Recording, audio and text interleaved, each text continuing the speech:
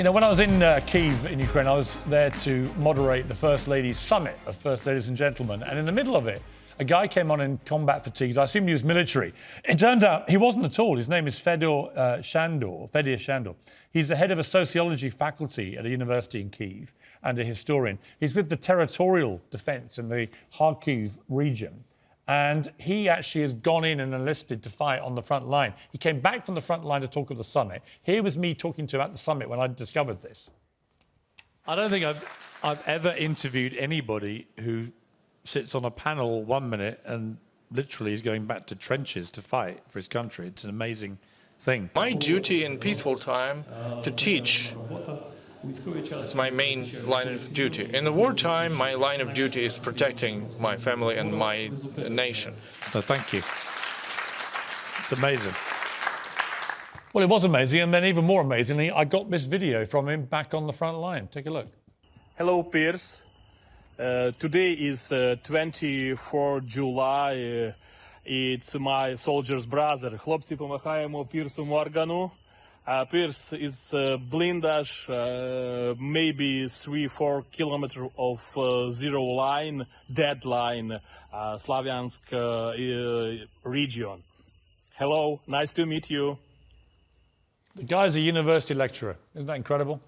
Out there fighting for his country, very close to the front line there. So to Fedor Shandor and your guys in that trench, best of luck to you. We're all behind you. Well, joining me now is tonight's Piers Pack Talk TV contributor Esther Cracker, political journalist Ava Zantina, and social and political commentator, I mean, that's a polite way of putting it, Ann Coulter. Welcome to all of you. It's called a welcome across the pond. What brings you to this country and why wasn't I warned? I thought I'd stage a sneak attack on you, and here I am. No, I love London. I'm so happy here. It's a beautiful city. Please take care of it. Let me ask you about Ukraine, because there is, there's a growing sentiment in America that with recession really pretty much here now, surging living costs and so on, that America shouldn't be committing so much money to helping fight a war which some Americans feel has nothing to do with them. Zelensky's answer to that was, actually, this is a war everyone is involved in. It's affecting everybody. What's your view? I don't think so. I mean, you're not going to like my answer, but that was my position from the beginning. And there were I very rarely like anything that comes out of your mouth. So don't worry, you can far away. But I do know a lot of Americans feel this. Oh, it is definitely moving that direction. It wasn't at first. It was just, endless coverage for this. I mean, there are a lot of things I could say about this, going back to, I think Putin is a monster. You don't go around invading other countries, but we did provoke him. Putin has been reaching out to America. He was the first person to call after 9/11 to express his condolences to America. And Bush doesn't even call him back. We've just so dissed the Russians for such a long time. And the NATO thing, I'm sorry, I'm with Noam Chomsky, Pat Buchanan, George Kennan. Once the Soviet Union fell, there's no point to NATO. And we keep encroaching.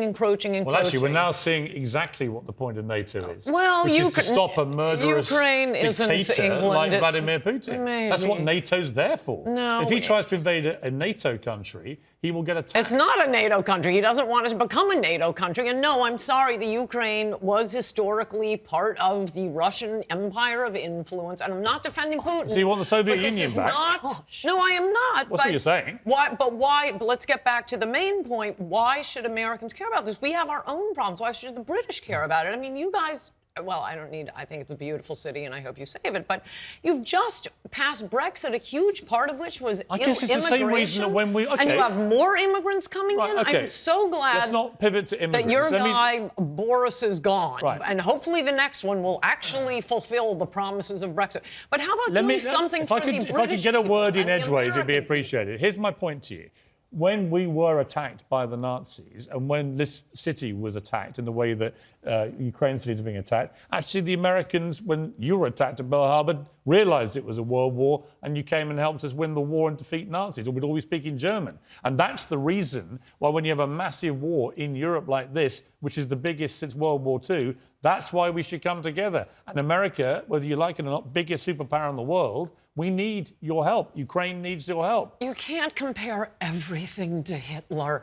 Okay. Actually, I can compare Putin to Hitler. Yeah. Okay, if Putin Hitler attacks invaded Pearl Harbor, I'll be interested. But he's not attacking the United All right, States. He's Ava, I not see attacking you've been listening to this with calmness. Well, no, I don't know. I think you were just talking quite a load of tripe, actually. But, I mean, that's your thing.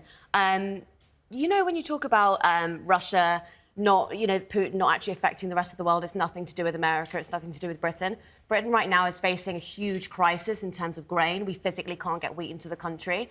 This winter, we're looking at our energy bills are going to be something like £500 a month. It does affect us. It directly does affect us. But, you know, we talk about globalization. Most of your products, probably half of what you're wearing, has come from different parts of the world. It's totally obscene to think that we're going to go back to some sort of, like, you know, FDR, like, why not close it down. Rwanda? And What's going on in Swaziland? A lot of countries are having a lot of problems, and not all of your energy problems or grain problems are coming from the invasion. Do you actually and, know you that know, for your, fact, or? your interview with him, I mean, I think the most disturbing point was, and I'm glad you asked him, are you willing to give up anything here? And no, his position is... Why should they give up anything? Because, what, he's going to fight to the last dead Somebody invaded Ukrainian? the United States. OK, if someone invaded America, any part of America, right?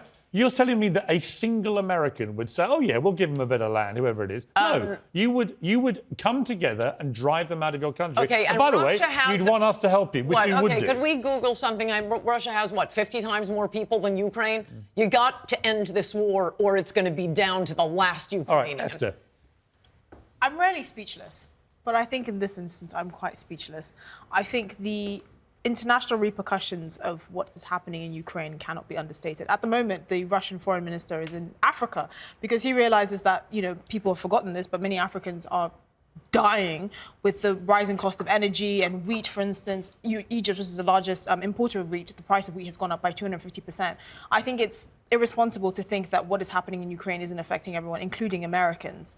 And it's only going to get worse. I mean, look, the US is trying to find a way around that at the moment, but I just don't understand how you can think this is not an American problem. It clearly is, and he's not going to stop at Ukraine. Moldova's next, then Lithuania, then Estonia, then Latvia. Would you give it all back to him if he wants? He wants to restore the Soviet Union. No, and I think Vladimir, that is help yourself. far more preposterous than the idea that he's going to, I forget Pearl Harbor, that he's going to continue. Okay, when he continues, maybe we care. But you know what else affects the rest of the world? Whether the United States of America remains the United States of America.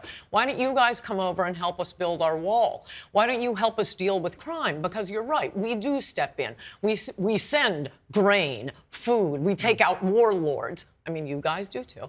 But America is mostly a force for good in the entire world, and our country is crumbling right now. So yes, everything has an effect. I'm not saying there's no effect and you can make your 6 degrees of separation. Saving the United States of America, and I think saving Britain, is more important than what is happening in Rwanda, Swaziland, or Ukraine.